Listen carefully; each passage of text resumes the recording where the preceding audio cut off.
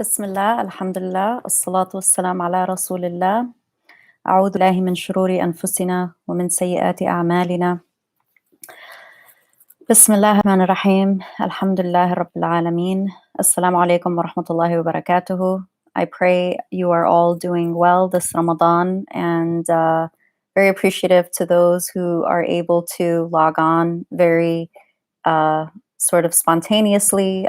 This was not a scheduled video that I was going to do, but one of the things that I've been trying to do a little bit better is to maximize my time, especially being a first time new mom. It's like I'm constantly waiting for the perfect moment where I can sit down and do these kinds of videos. But the reality is that that kind of perfect moment never exists.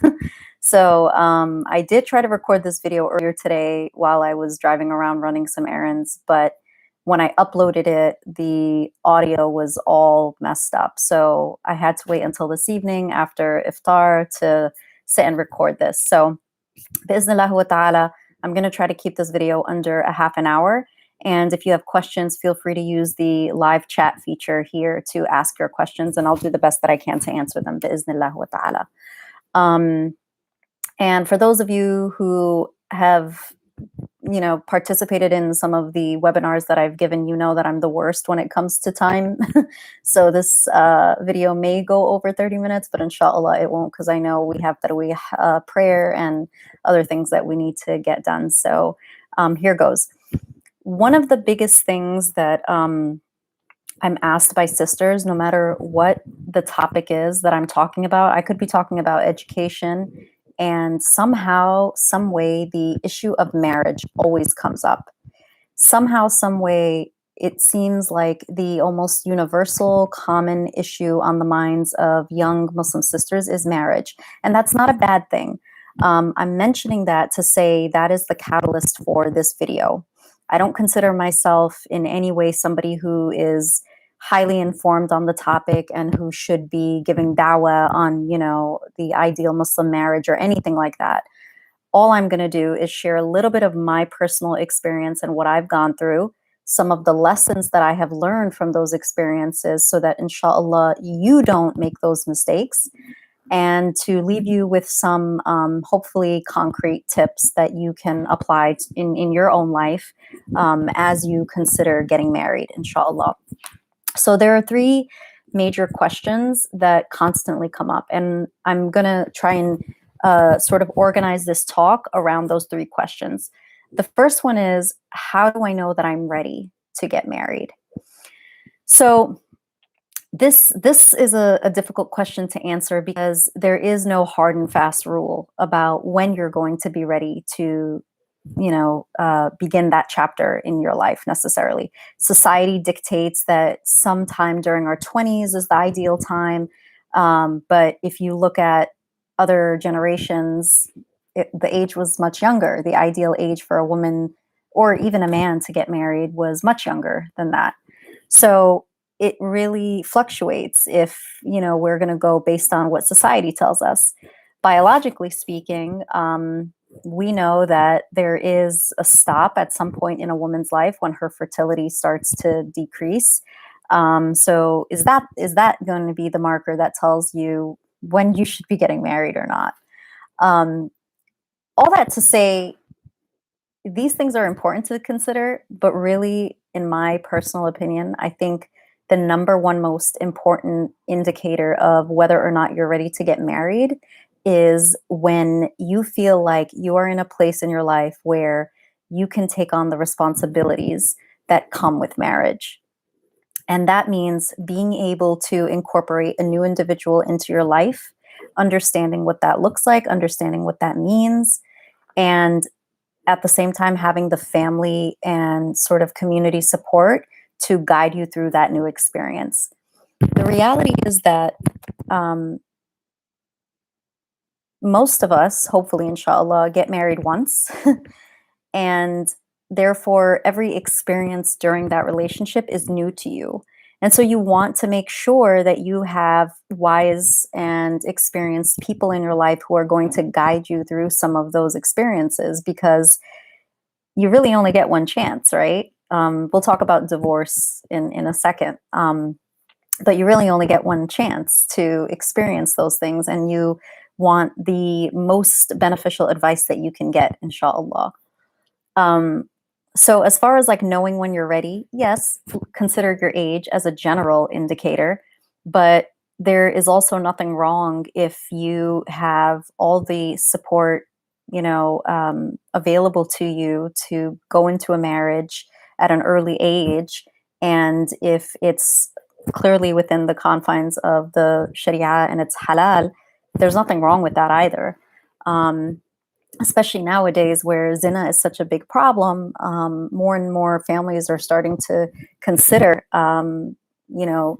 having their children get married at a younger age and providing them the support they need and encouraging them to hold off on having children until they're well into their marriage and, just finding a way to make it work in our day and age. But the important thing is that we abide by the Quran and the Sunnah, and that we are keeping within the halal framework as much as possible.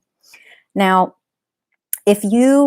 and this is now me speaking from my own personal experience, if you do not have, someone just asked a question if this live stream is just for sisters. It's okay for brothers to be on the call, but because there's no way for me to manage this, to block people out, but I am really just speaking to sisters. So just know that. So, sorry, back to the question of how do I know when I'm ready? If you're somebody who has a hard time with, let's say, your mental health and your spiritual health, my advice to you would be to first prioritize those things and to get to a place where you are healthy enough spiritually, mentally, before you embark on this very important chapter in your life. It is not easy. Marriage is not easy. It's a lot of work every day, and probably, for the entire duration of your marriage until the day, you die or that relationship ends. You never stop working on it, is what I'm trying to say. Just like being a parent, you never stop parenting your children. You really never stop working on your relationship with your husband or your wife. So, to the best of your ability, I would say do a lot of critical self-reflection. Be very honest with yourself about where you are spiritually and mentally, and take stock of your ability to bring in a new individual into your life and into your family before you do that. The second question that I get asked a lot about marriage is, how do I find the right spouse? How did you find the right spouse? So a little bit about my backstory. The first time that I got married, I was 25 years old, and that marriage lasted about 2.5 to 3 years. For those of you who know me or know my backstory, you know that I was an atheist from age 18 till about 28. So the first time that I got married, I wasn't a practicing Muslim. The person I married was Arab like me and came from a Muslim household like I did. And he wasn't an atheist, but he wasn't a practicing Muslim by any means. He was quite secular, actually.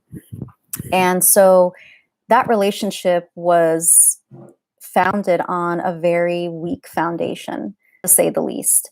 We were individually very broken people. We had a series of issues, both of us. And then you bring two people who are sort of dysfunctional in their own ways, and you put them together. What kind of family do you think they're going to build? What kind of relationship do you think they're going to build when they are both spiritually, deprived, when they're both mentally sort of not in the right place to bring in new people? It was a very toxic marriage. And alhamdulillah, it came out to be a learning experience for me, and it was one of the catalysts that led me back to Islam. But I don't wish that experience on anybody. I do not wish divorce on anybody, because you pay the price. You do pay a price, unfortunately, when a marriage does die. And That's not to say that, divorce is haram, because it's not. Obviously, we know that. But it is makruh. It's something that Allah subhanahu wa ta'ala um, encourages us to avoid at all costs, because there are repercussions and there is a price to pay, not just financially, but mentally, spiritually, emotionally, physically, the list goes on. So after my divorce, I got divorced when I was about, I don't know, 27, 28. And I got remarried in, see, after you hit 30, you start forgetting things. You start forgetting timelines.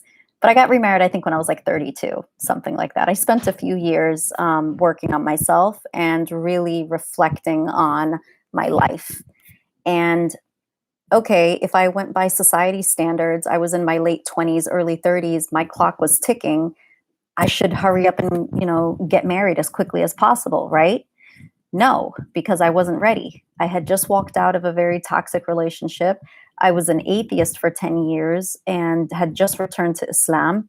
There was a lot of rebuilding that needed to take place within myself before I could offer myself to another human being, allow that human being into my life, and then eventually bring in a new, human being or human beings into my world.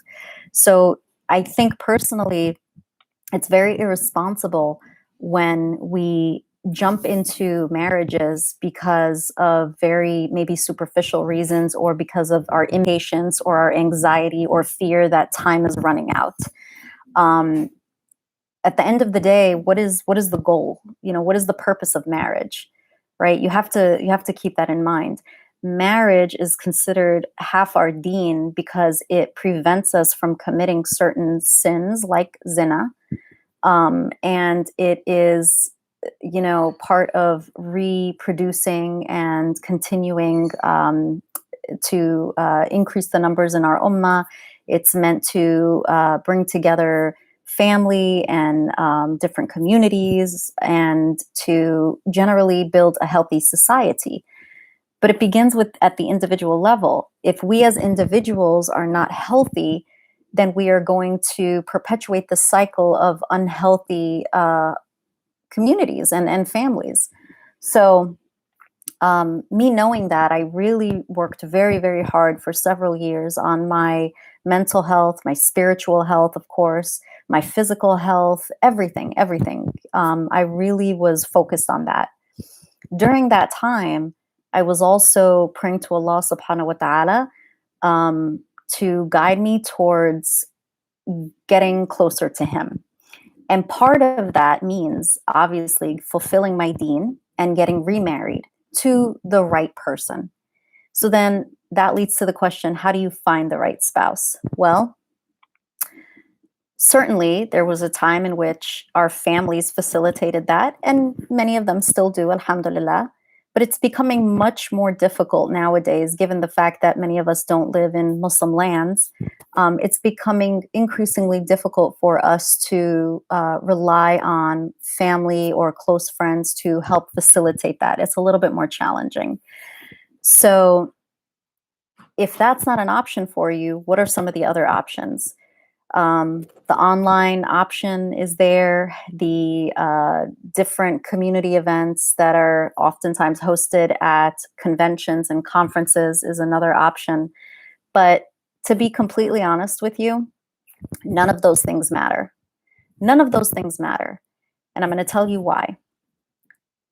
The most important thing you can do after you have decided that you actually are ready to get married, the most important thing you can do is make sincere dua. Pray salat al-istikhara. Pray the istikhara prayer. And be sincere in your prayer. Not by asking Allah to help you marry such and such a person, or this particular person, or that particular sister or brother. Pray istikhara by saying, Ya Allah, guide me to the individual whom you know will help me to increase my iman in this dunya, and who will help me to ensure my security in my hereafter, in the afterlife. Why? Why does our istikhara prayer need to sound more like that versus, Ya Allah, please guide me in marrying this type of individual who has this kind of degree, who looks this physical way, so on and so forth? Well, number one, we need to keep in mind that worship and dua is not a give and take. You don't pray to Allah subhanahu wa ta'ala so that He can then give you that which you want. It doesn't work that way. Okay? There's a fine line between that approach and the approach of praying to Allah and making sincere dua for Him to guide you towards the things that He knows, not the things that you want, the things that He knows are most beneficial to you. There's a difference between what we want oftentimes and what's actually good for us. And, you know, we've heard it countless times that we may want a thing that is actually not good for us. And I see this so often with brothers and sisters who, you know, some of them even have like a running list of the kind of person they want to marry. And I'm not judging. I did that. I made that mistake. The first time I got married, it was like, oh, he's a doctor. He's, you know, Arab. He's this, he's that. He, you know, on paper, he looked great. But in reality, we were toxic for each other. We were not a good fit whatsoever. So you don't want to make the mistake of wishing for something that will actually hinder your relationship with Allah and that will get in the way of securing your future in the hereafter. Remember that we are not after individuals. When you are preparing for marriage, you are not after an individual. You are not seeking an individual. What you are seeking is the completion of your deen.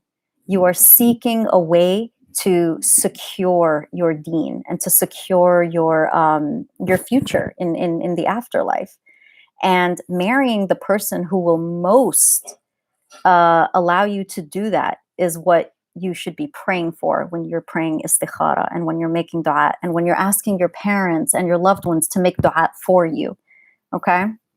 So finding the right spouse is first and foremost about realizing that Allah knows who the right spouse is for you. You don't know who specifically that individual is going to be. What you need to do is have tawakkul and have faith in Allah subhanahu wa ta'ala that He is going to guide you through His wisdom, His infinite wisdom, and His infinite capabilities. He will guide you and He will guide your spouse towards you.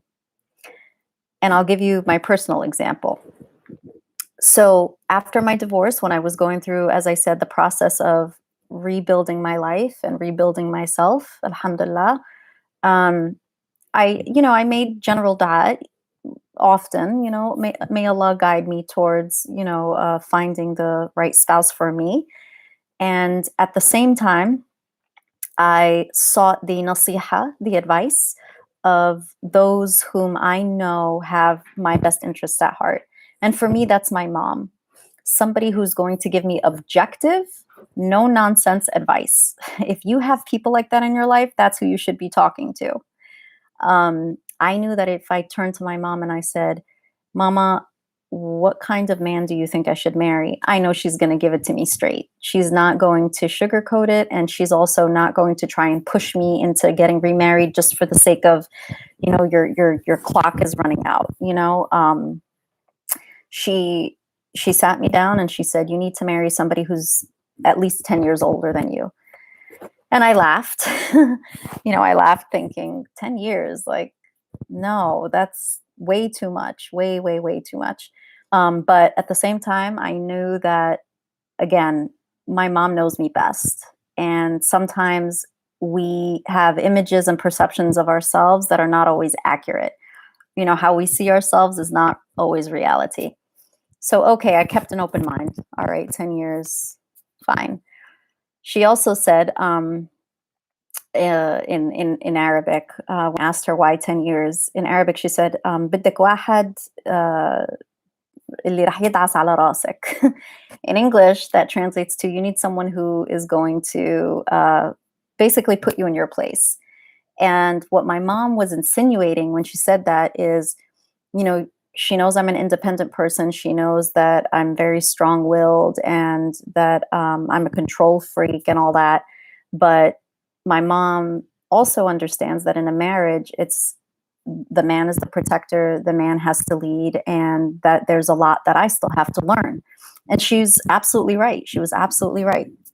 So, despite the fact that I may be an independent and strong-willed woman, I needed to, inshallah, find somebody or pray to Allah to guide me towards somebody who is even more confident and even more willing and able to lead me and our family. So, anyway, those are just a couple of things that came out of my conversations with my mother about the ideal, spouse or the person who she thinks would be best for me. And so, yes, even though Allah subhanahu wa ta'ala knows who is best for us, there's also nothing wrong with seeking objective advice from trusted people in your life who can help you kind of hold a mirror up to yourself and say, look, you have this list of qualifications or criteria that you want, but what I think would be best for you, knowing you, this is what you should be going after. Now, the caveat there, the sort of thing to be careful about is who you seek counsel from. Be very intentional and strategic about who you turn to for advice. Don't open that can of worms to just anybody. Okay. So that's all I'll say about finding the right spouse is praying sincere istikhara, knowing that it's not a give or take. With Allah, we worship Allah subhanahu wa ta'ala because we hear and we obey. Not because we want something in return. The only thing that we desire is to please Allah and to, inshallah, make it to Jannah. Now, the last very popular question that I get regarding preparing for marriage is, how do I know if he or she is the right one? So you've realized that you're ready and you've prayed your prayers, you've made your sincere dua, you've sought helpful counsel from people, and now there's actually a suitor. There's actually somebody there, and you're not sure if this is the right person or not. Well, as always, turn to Allah first and foremost. Pray istikhara again. And in your istikhara prayer, you ask Allah subhanahu wa ta'ala, if this person is going to benefit me most in the dunya and in my akhirah, make this easy, make this process easy for the both of us. And if this person is not what's best for me in the dunya and and for my akhirah, then allow the separation to be as smooth as possible and send to me that which is beneficial for me and make that easy. So when you make a prayer like that, when your approach is that, number one, you have tamed your expectations. You have kept your expectations in check. There's nothing more painful than setting your hopes on something and that thing, not kind of working out. So when your hope and your prayer and your dua is centered on, oh Allah, send me that which you know is best for me, then the thing that does become easy, the thing that is facilitated very easily, when the right person that Allah has chosen for you does come into your life and that process goes smoothly, then you're not disappointed. Then in your heart, you feel that he's facilitating things. There's barakah in the process because at the end of the day, marriage should not be difficult. A marriage should not be difficult. I'm talking about the union itself. The first time that I got married, I can't even count the number of red flags and the hurdles that I had to cross to make that situation work. And there was no need for that. Even though I wasn't, a practicing Muslim, maybe Allah was still trying to protect me at that time and saying, this is not a good thing for you. This is not a good thing for him. I mean, we pushed and pushed and pushed, and it's like, khalas, just enough. Give it up. There's no need to try and force fit a situation that is obviously not working out. Allah is trying to protect you from something that you cannot see. Okay, and we need to respect that. We need to respect our limitations as the creation and to have tawakkul in the Creator. Now, the other component to that is that when I got married for the second time, subhanallah, I was just on a trip uh, to Chicago, and I had met up with some friends. And during one conversation, my now husband's name came up, and I was open to it. It's not that I was actively, trying, but I also wasn't sitting back doing nothing. I was, praying and just keeping an open mind about it. And we had a few conversations over the phone. Within a week, he came out to meet me and meet my parents and met the family, and everything just went really, really quickly. I think from the first time we spoke until we actually got married, it was about 2 months, if that. So is that quick? Yeah, it is quick. It's definitely quick. But alhamdulillah, we're now 2.5 years in, and we have a child together. And do we have our challenges? Yes, of course. As I said at the beginning, marriage is work. Every single day, it's work. You have to wake up in the morning and say to yourself, I'm recommitting to this relationship. And you have to set your intention every single day.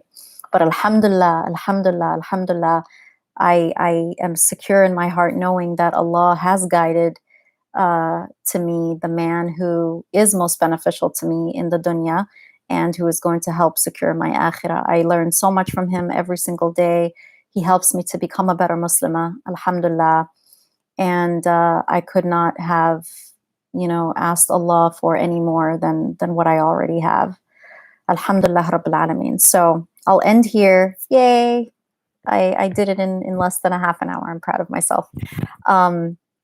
I pray that Allah subhanahu wa ta'ala guides each and every one of you towards the individual who is going to benefit you the most.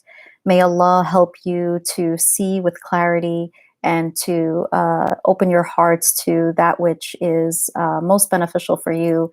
May Allah heal our hearts from the fitnas of this dunya and the superficiality of our times in seeing the things that matter the most. And hopefully I will have a chance to speak with some of you at some point and to hear a little bit about how things are going for you, inshallah. And I'll end with an early Eid Mubarak. May this Ramadan have been a very beneficial one for you and for your families, inshallah. Assalamu alaikum wa rahmatullahi wa barakatuhu. Have a wonderful night. Ma'as salama.